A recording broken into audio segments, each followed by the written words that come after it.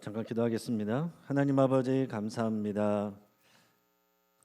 하나님 우리에게 은혜 베풀어 주셔서 하나님의 자녀가 되게 하시고 또 주의 일꾼 되게 하시고 또 오늘 장로의 총회로 또 모일 수 있도록 인도하신 것을 감사를 드립니다. 이전에 우리가 하나님 앞에 예배합니다. 이 가운데 성령님이 임재해 주셔서 우리의 마음을 감동하여 주시고 주의 말씀이 들리게 하시고 그 말씀을 따라가는 우리 거룩한 주의 성도들 귀한 장로님들 될 수 있도록 인도하여 주시옵소서. 감사하며 예수 그리스도 이름으로 기도합니다. 아멘. 오늘 귀한 자리에 나오신 여러분들을 모두 주의 이름으로 또 환영하고 축복합니다. 우리 옆에 있는 분들하고도 한번 같이 인사하겠습니다. 사랑합니다. 축복합니다. 사랑합니다. 축복합니다. 네, 여러분 살아오시면서 뭐 여러 가지 힘든 일이 있으실 텐데 우리 여러 가지 일들 중에서 어떤 게 가장 힘드신가요? 뭐 여러 가지 얘기를 할 수가 있겠지만은 사실 보면 인간관계가 제일 힘든 것 같아요. 그렇죠? 우리가 군대 가서도요 훈련이 힘든 게 아닙니다. 뭐 노동하고 뭐 일하는 거 뭐 같이 하면 재밌습니다. 근데 뭐가 힘들어요? 꼴통 같은 고참 하나만 있어도 꼬이는 거잖아요. 근데 요즘에는 밑에 들어오는 후임들이 또 그렇게 힘들게 해서 예전에는 고참 눈치만 보면 됐는데 이제는 오히려 후임 눈치를 봐야 되고 이제 그런 고충들을 얘기합니다. 그래서 좋은 이 고참이나 동기나 후임을 만나면 군생활도 재미있고 즐거운데 한 사람이라도 나를 힘들게 하는 사람이 있으면 정말 군생활이 지옥 같아질 수 있습니다. 회사에서도 어때요? 상사나 후배, 동료들과의 관계가 어렵고 또 고객을 상대하는 분들은 갑질하는 그런 분들, 그런 고객들을 상대하는 게 참 어렵죠. 학교 교사들도 마찬가지입니다. 학교 교사도요. 수업하는 게 어렵지 않아요. 수업은 어렵지 않습니다. 뭐가 어려워요? 학생 관리가 어려워요. 그리고 요즘은 또 학부모 대하는 게 어렵대요. 예전에는 선생님 그림자도 안 밟는다고 그랬는데 요즘에는 밤 9시가 넘고 10시가 돼도 전화해가지고 왜 우리한테 그렇게 했냐고, 우리 애 왜 기죽였냐고 뭐 이런 식으로 이제 따져먹고 하니까 선생님들이 버텨내질 못해요. 뭐 아무리 방학이 길어도 그만두는 선생님들이 많다는 겁니다. 다 뭐예요? 관계입니다. 여러분 교회 생활할 때도 어떻습니까? 여기는 또 이제 장로님들도 많으시니까 교회 생활 하면 할수록 쉬워져요? 어려워져요? 어렵습니다. 그냥 처음 왔을 때 교회 왔을 때 아무것도 못 모르고 왔을 때는 오히려 교회 생활이 재밌었는데 아는 게 많아질수록 교회 중심에 들어올수록 생각해야 되는 것도 많고 신경 써야 되는 것도 많고 결국은 사람 대하는 게 참 어렵다는 얘기입니다. 근데 교회 안에서 상처받았다는 얘기들을 많이들 하시는데 신기한 건 뭐예요? 상처받았다는 사람은 많은데 상처 줬다는 사람이 없어요. 여기에 뭐가 문제가 있다 이런 생각을 하게 됩니다. 저도 목회를 할 때에 뭐 제일 어려운 거는 사람을 대하는 거죠. 하나님이 저를 실망시키신 적은 없습니다. 사람한테 실망하고 또 이 관계가 어려운 거죠. 제가 예전에 부목사 할 때는 제가 돌이켜 보면은 성도님들 때문에 막 이렇게 가슴앓이한 그런 적은 별로 없는 것 같은데 동역자들 참 희한하죠. 다 목사 안수 받고 목회 길을 가고 하는데도 한 마음 되기가 참 쉽지가 않아요. 그래서 제가 이제 선임으로서 이제 여러 가지를 이제 뭐 조율하고 하는데 그게 참 제 맘 같지 않고 어렵게 하는 사람이 꼭 한두 명은 있단 말이에요. 그 마음이 맞는 여러 사람이 있어도 마음을 힘들게 하는 한두 사람 때문에 소갈이를 하는 겁니다. 그래서 돌이켜 보면 그때 또 새벽에 나와서 기도할 때 가장 많이 기도했던 거는 그런 기도입니다. 사랑하게 해달라고. 하나님이 무슨 말씀하실까 뻔히 아니까 제가 다른 얘기는 못하겠고 그냥 안 보면 말지 이럴 수가 없잖아요. 하나님이 원하시는 게 그게 아닌 걸 아니까 사랑하게 해달라고 그 기도를 하는데 참 쉽지가 않았습니다.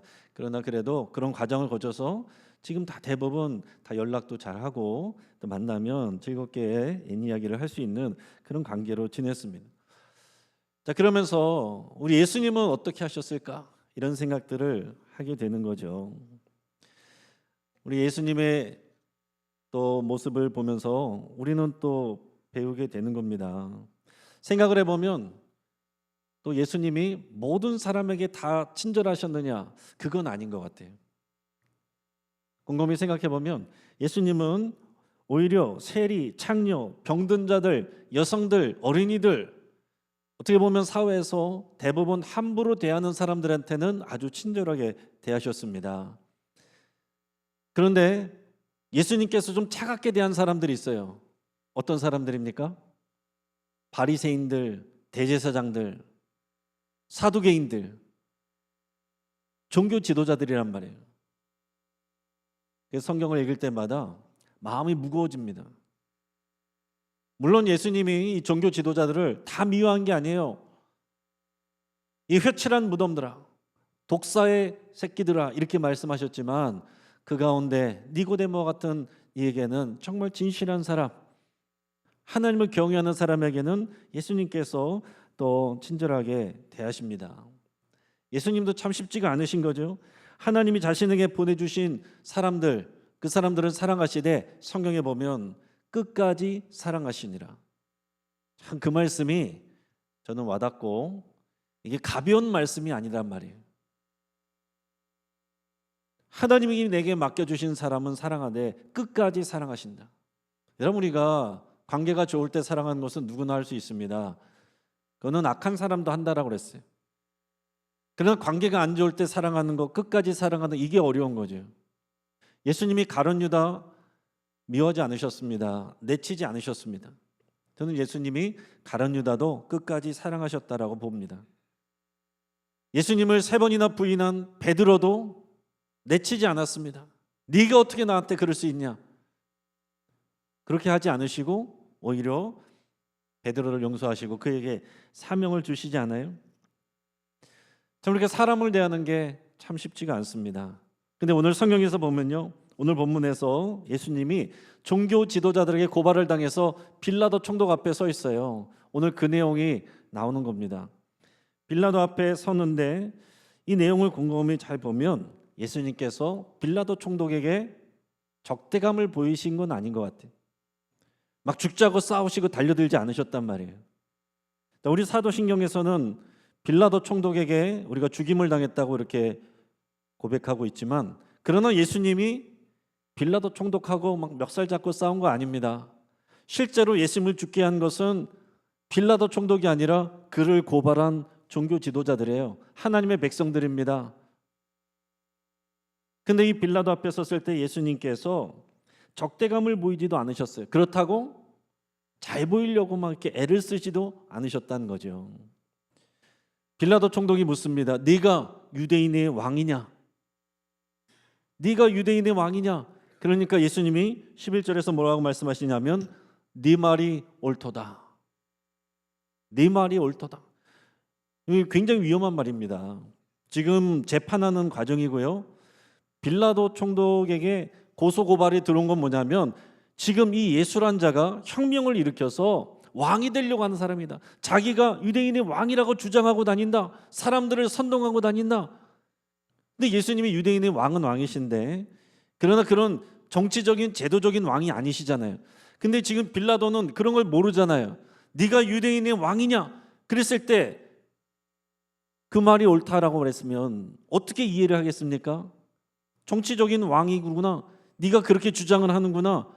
지금 예수님이 궁지에 몰릴 수 있고 죽임을 당할 수밖에 없는 그런 질문이었단 말이에요. 그런데 예수님께서 거기에 대해서 다른 말 하지 않으시고 네 말이 옳도다. 거기에 대해서 뭐 사족을 붙이지 않습니다. 맞기는 맞는데 내가 뭐 유대인의 지금 제도적 왕으로 온 게 아니고 영적인 온 이스라엘 모든 인류를 구원하기 위한 그런 왕으로 온 거지 그런 의미는 아닙니다. 뭐 이렇게 하지 않았단 말이에요. 그리고 나서 옆에 있는 이 종교제자들이 계속 고소 고발합니다. 예수님에 대해서 뭐 있는 말 없는 말을 막 말씀하셔요. 근데 그때 예수님이 어떻게 하십니까? 침묵하세요. 아무 말도 하지 않으셨다. 그러니까 이것을 보고 빌라도 총독이 재판을 하면서 깜짝 놀랐다라고 말하고 있습니다. 저는 이 본문을 볼 때 좀 많은 것을 생각하게 됩니다. 우리가 사람을 대할 때 때로는 어려운 말을 해야 될 때가 있어요. 근데 때로는 침묵해야 될 때가 있습니다. 때로는 많은 말을 하는 것보다 침묵하는 것이 더 큰 힘을 가질 때도 있습니다. 어떨 때는 침묵하지 않고 말을 해야 될 때도 있다는 거죠. 이걸 분별하는 것이 지혜겠죠. 우리가 사람을 대하는 것들이 참 이렇게 어렵습니다. 우리는 사실은 가까이 있는 사람 대하는 것도 사실 쉽지가 않잖아요. 아내의 마음을 읽는 것도 쉬운 일이 아닙니다. 여기 우리 남성분들도 많으신데 결혼 생활 다 수십 년 하셨을 텐데 지금 정도면은 아내가 뭐라고 하면은 이제 탁탁 알아들으십니까? 지금도 잘 못 알아들어서 또 답답해하는 그런 일들이 있지 않아요? 아내가 이렇게 물어봅니다. 자기 나 사랑해? 그럼 이제 옛날에는 뭐 이러쿵저러쿵 얘기를 했는데 이제 그 말이 뭔지를 이제 나이가 들면은 알아갑니다. 자기 나 사랑해? 그러면 뭐 사고 싶은 게 생겼구나. 이게 해석이 돼서 들리면. 또 어느 날은 자기 날 얼만큼 사랑해? 물어보면은 지금 오늘 뭐 사고 쳤구나. 왜 무슨 일인데? 이렇게 해야 돼. 또 쓰레기 봉지가 꽉 찼네. 그럼 뭐예요? 갖다 버리란 얘기죠. 눈치 없이 딴짓하고 있으면은 이제 혼나는 겁니다. 차에 먼지가 많네. 그럼 나가서 세차하고 오라는 얘기죠. 아내가 마음대로 하세요. 그러면은 이제 내 마음대로 해도 되겠구나 하면 큰일 나는 거죠. 하고 싶은 걸 하지 말란 얘기입니다. 네. 그거를 이해하고 가는 게 참 쉽지가 않습니다. 저도 지내보면은 쉽지가 않아요. 그냥 아내가 이런저런 좋은 조언을 해주고 얘기를 해주면 고마워. 잘 기억하고 할게. 이렇게만 하면 되는데 나도 모르게 알았다고 다 준비해놨다고 그러고 나면 이제 돌아서서 기도하고 하나님 앞에 또 회개기도 하기도 하고 미안한 마음 또 말을 표현하기도 하는데 쉽지가 않다는 얘기예요.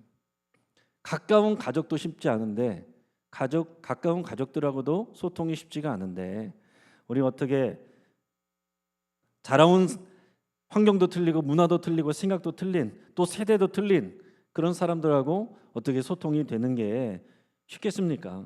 쉽지가 않다는 거죠. 그래서 어느 집사님이요 그 교회 장로님한테 힘든 일을 고백하며 물었습니다. 장로님, 우리 아들 취업이 안 돼서 요즘 너무 힘들어요. 그랬더니 장로님이 딱 이제 그 집사님한테 얘기하는 거예요. 아이고 나 때는 말이야.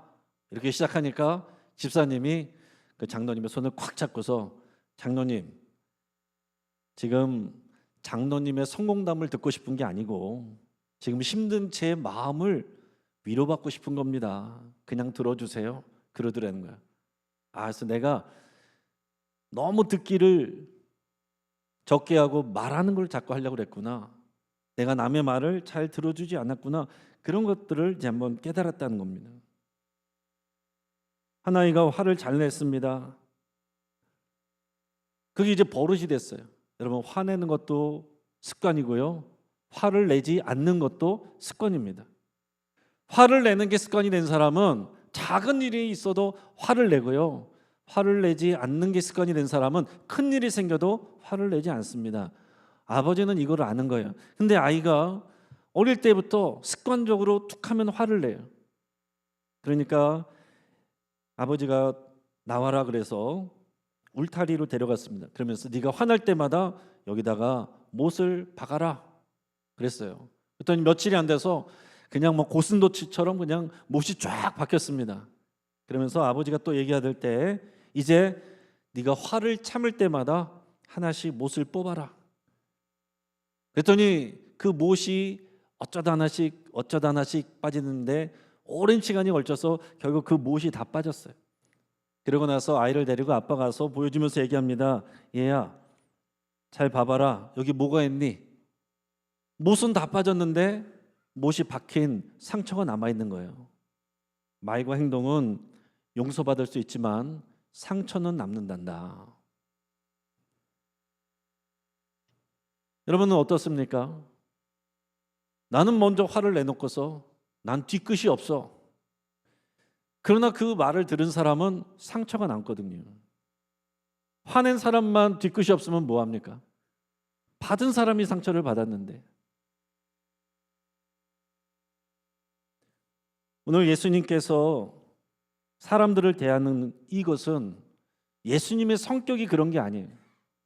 예수님이 무엇을 하기 위해서 오셨고 자신이 누구인지를 알기 때문에 그 하나님의 말씀에 순종하기 위해서 그 일을 하는 것입니다. 네가 유대인의 왕이냐? 지금 그렇다라고 대답하면 불리함에도 불구하고 네 말이 옳도다 말한 것도 이 사명을 감당하기 위한 것이고, 다른 사람들이 있는 말 없는 말로 고소고발할 때 가만히 침묵한 것도 하나님의 사명을 감당하기 위한 것이었어요. 사랑하는 여러분, 우리 장로님들이 많이 계시니까 장로님들, 특별히 또 권사님들, 안수 집사님들 우리가 중직이라고 말합니다. 중직이란 게 무슨 말입니까? 중한 직분을 맡았다는 거예요. 무거운 직분을 맡았다는 거잖아요. 무거운 직분을 맡으면 어떻게 되겠습니까? 높은 곳으로 갈 수가 없는 거예요. 중직은 높은 곳으로 가라고 있는 것이 아닙니다. 무거운 짐을 맡았기 때문에 낮은 곳으로 가는 게 맞는 거죠. 예수님께서 낮은 곳으로 임하셨기 때문에 중직자들일수록 우리의 십자가가 무거운 거죠. 중직이란 말은 우리의 권위와 권력이 높아진다는 것, 중해진다는 것이 아니라 우리가 맡은 십자가가 무거워진다는 것이고, 그 십자가에는 인간관계가 많이 들어가 있는 것입니다. 무거운 인간관계의 십자가를 메고 예수님을 따라 가장 낮은 곳으로 내려가는 것, 그것이 중직자들이 할 일이고 그것이 목회자들이 할 일입니다. 중직이라고 말하면서 높은 곳을 향하고 있을 때 누구나 다 상처를 받게 되고 상처를 주게 되는 것이죠. 중직은 더 낮은 자리에 계속 고개를 숙이며 더 깊어지는 사람이 중직이다라고 이렇게 말할 수 있어요. 이런 공자가 절대 피하라고 한 4가지 유형의 사람이 있습니다. 인간관계에 대해서 조언을 한 많은 지혜자들이 있는데 공자도 그런 얘기를 했어요. 절대 피하라야 될 사람, 상종하지 말아야 될 사람, 만나지 말아야 될 사람이 4가지 유형이 있는데, 첫째는요, 아첨하는 사람이라고 그랬어요. 겉으로는 칭찬을 하는데 속으로는 그렇지 않은 사람, 그런 사람을 피하라. 두 번째는 신의를 지키지 않는 사람, 약속을 지키지 않는 사람, 그런 사람과 함께 하지 말라 그랬어요. 세 번째는 게으른 사람 멀리하라고 그랬어요. 게으른 사람은 이런 태도는요 전염되거든요. 그리고 마지막으로는 욕심이 과한 사람과 함께 하지 말라 그랬습니다. 욕심이 가진 사람은, 많은 사람은요 주변을 해치고 스스로도 불행하게 만듭니다. 우리가 이런 내용 들으면요 참 도움이 돼요. 아, 우리가 어떤 사람을 가까이 해야 되고 어떤 사람은 멀리 해야 되겠구나. 근데 목회자도 그렇고 장로님들도 그렇고 그리스도인들은 어려움이 뭡니까? 그런 사람들 다 멀리 할 수가 없어요. 우리 다 교인이면, 또 사랑의 대상이고 선교 대상이면 다 품어야 된단 말이에요. 우리 세상에 지식적으로 말하면은 피해야 될 사람들도 품어야 되는 것이, 여러분, 이것이 우리의 사명입니다. 그러니까 어렵죠. 그러니까 당연히 쉽지가 않은 일입니다. 우리가 이런 마음을 품고 하면은 당연히 어렵지만 그걸 끌어안을 때 우리가 그리스도를 닮아가는 것입니다. 박용우 관점 디자이너라는 사람이 있더라고요. 이분이 어느 제 강의에서 이 꼰대에 대한 개념을 새롭게 정의를 했는데 한번 들어보시기 바래요. 어떤 사람이 꼰대냐? 우리가 중한 직분을 맡고 중한 자리에 맡게 될수록, 올라가게 될수록 우리가 꼰대가 되기 쉬운데, 꼰대가 되지 않는 법, 어떤 사람이 꼰대인지를 알아야 되는데 이걸 얘기를 해줬어요. 첫째는 입력은 멈추고 출력만 있는 사람이 꼰대다, 이렇게 얘기했습니다. 남의 말은 듣지 않고 계속 말만 하는 사람, 새로운 걸 들으려고 하지 않고 배우려고 하지 않고 내가 가르치려고만 하는 사람, 이 사람이 꼰대다 그랬습니다. 두 번째는 자신이 모른다는 것을 그 사실조차 모르는 사람, 그 사람이 꼰대래요. 내가 지금 뭘 모르는지를 모르는 거예요. 그럼 진짜 똑똑한 사람은 내가 뭐를 알고 뭐를 모르는지 아는 사람이 그게 진짜 똑똑한 사람입니다. 근데 내가 뭐를 모르는지를 모르고 나는 다 안다고 생각하는 사람이 꼰대가 된다는 거예요. 그리고 마지막 세 번째는요, 생각의 신선도가 떨어진 사람이 꼰대랍니다. 그러니까 세상은 계속해서 급박하게 변화가고 있는데 사고방식이 고요했어요. 옛날에 멈춰 있어요. 내가 젊을 때, 내가 한참 잘 될 때 그때 멈춰 있어요. 변화하려 하지 않는 태도가 꼰대의 본질이다, 이렇게 얘기를 했습니다. 이것은 어떤 세대만을 특정해서 하는 것이 아닙니다. 그 사람의 사고가 그렇다는 거예요. 사고가 그러면 젊은 사람이어도 꼰대가 되는 거예요. 그래서 요즘에는 점꼰이라는 말이 있습니다. 점꼰, 젊은 꼰대. 그러니까 나이가 들어가도 생각이 젊은 사람이 있고요, 나이가 젊은데도 꼰대 같은 사람이 있어요. 오늘 성경에 보면 사람들을 대할 때 그걸 믿음으로 대하는 많은 성경의 위인들이 있습니다. 다윗 같은 경우를 보세요. 사울 왕이 질투하고 모독했습니다. 헛소문을 퍼뜨렸어요. 다윗이 반역자다. 그리고 다윗이 어느 굴에서 그 사울 왕을 죽일 수 있는 그런 기회가 왔을 때 다윗은 손대지 않았습니다. 왜 그랬습니까? 하나님께 맡긴다는 거예요. 하나님께서 기름 부으셨으니 하나님이 심판하실 것이지 내가 할 일이 아니다. 모세는 어땠습니까? 미리암과 아론이요 모세를 비판하면서 하나님이 너 모세만 세웠냐? 너만 잘났냐? 너만 리더하냐? 이렇게 얘기한 거거든요. 그때 모세는 싸우지 않았습니다. 변명하지 않았습니다. 온유함으로 하나님의 판단을 기다렸어요. 느헤미야는 어땠습니까? 느헤미야 여러분 돌아와서 예루살렘 성을 건축할 때에 산발락과 도비아라는 사람들이 와가지고서 막 방해했어요. 그러면서 뭐라고 비아냥거리냐면 저 돌무더기를 여우가 올라가도 무너지겠다. 비아냥거리는 거죠. 조롱하는 거죠. 얼마나 화가 납니까? 그러나 느헤미야는 거기에 반응하지 않았습니다. 하나님께 기도했어요. 그리고 자기가 맡은 일에 그냥 묵묵하게 집중을 했습니다. 다니엘은 어떻게 했습니까? 은혜를 받았잖아요. 지금 똑같이 기도하면은 사자굴에 던져질 죽음에 처해지게 됐지만은 그걸 뻔히 알면서도 평소처럼 창문을 열고 기도했습니다. 대항하는 것보다 신앙의 원칙을 지킨 거죠. 하나님 앞에서의 태도를 지켰습니다. 그리고 오늘 본문에서 예수님 어땠습니까? 필요할 때 진실을 말하고 그렇지 않을 때는 침묵했습니다. 여러분 독수리가 고기를 가지고 이렇게 날아갈 때요, 까마귀들이 그걸 뺏으려고 막 이렇게 달려든대요. 근데 그런 얘기가 있어요. 까마귀가 막 달려들고 귀찮게 하고 막 그러는데 독수리가 까마귀를 대상으로 싸우지 않아요. 계속 올라갑니다. 이 까마귀들이 막 쫓아옵니다. 그걸 뺏어 먹으려고. 근데 독수리가 더 높이 올라가면요, 공기가 희박해져서 까마귀는 더 높이 못 올라가고 지쳐 떨어진다는 거예요. 그럼 더 높이 올라간 독수리는 여유 있게 그 고기를 먹는다 하는 얘기가 있습니다. 우리 삶 가운데 까마귀가 달려들 때가 있어요. 그럴 때 까마귀하고 싸우는 사람은 어리석은 사람입니다. 어떻게 하면 돼요? 독수리처럼 더 높은 곳으로 올라가면 되는 것입니다. 예수님이 그렇게 하셨고 그렇게 하라고 우리 중직자들을 세워놓으신 것이고, 그렇게 일하시고 섬긴 여러분들이 이제 교회를 살리고 또 세상을 하나님의 나라로 만들어가는 것이죠. 오늘 지금까지 애쓰고 수고하신 분들을 주의 이름으로 축복하고 새롭게 수고하실 분들을 또 축복합니다. 우리가 함께 또 이 귀한 말씀 안에서 예수님을 닮아가며 지혜로운 반응을 믿음으로 할 수 있기를 주의 이름으로 축복합니다. 같이 한번 기도하겠습니다.